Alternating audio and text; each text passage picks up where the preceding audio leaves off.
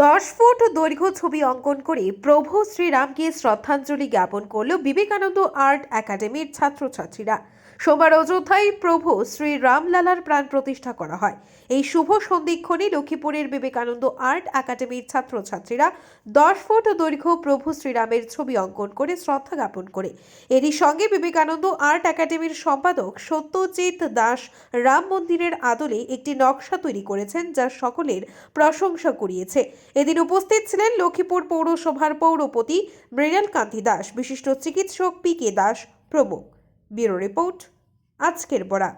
নমস্কার, জয় শ্রীরাম। আপনারা সবাই অবগত আছেন, আজকে অযোধ্যায় শ্রী রামলালার মন্দির এবং রামলালার প্রাণ প্রতিষ্ঠা করে ওনার মূর্তি প্রতিষ্ঠিত হচ্ছে। তার সঙ্গে আমরা লক্ষ্মীপুরে আমাদের বিবেকানন্দ আর্ট একাডেমির ব্যবস্থাপনায় আমরা একাডেমির ছাত্রছাত্রীদের নিয়ে শ্রীরামের প্রতিকৃতি অঙ্কন করে 10 ফুট লম্বা প্রতিকৃতি অঙ্কন করে আমরা শ্রীরামের চরণে আমাদের অঙ্কনের মাধ্যমে শ্রদ্ধাঞ্জলি জ্ঞাপন করছি। জয় শ্রীরাম।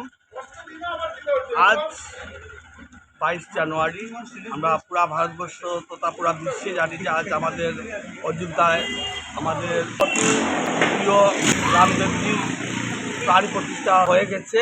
এতক্ষণে আমরা এই টাইমে যেখানে দাঁড়িয়ে আছি এই টাইমে প্রাণ প্রতিষ্ঠা হয়ে গেছে এবং বিভিন্ন কার্যকলাপের মাধ্যমে সেটা পুরো দেশবাসী অত্যন্ত আনন্দ এবং উদ্দীপনার সাথে আমরা পালন করছি।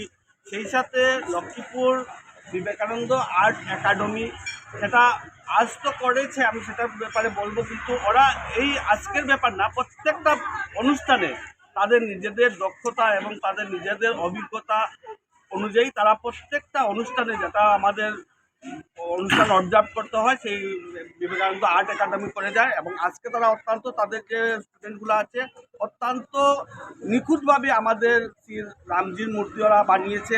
সেই জন্য আমি ওদেরকে ধন্যবাদ জানাই। ওরা ভবিষ্যতে আরও উন্নত হোক, ওদের জীবন আরও উজ্জ্বল হোক সেই কামনা করছি আজকের দিনে, যে তারা এটাই আমাদের এত সুন্দর প্রাণ পুরুষ রামজির মূর্তি অঙ্কন করেছে। এবং সেই জন্য সেই দিক দিয়ে আমিও বিবেকানন্দ আর্ট একাডেমিকের প্রাণ কেন্দ্র যিনি আমাদের সত্যজিৎ দাস স্যার, ওনার জীবন আরও উজ্জ্বল হোক এই বলে আমি সবাইকে ধন্যবাদ জানাই।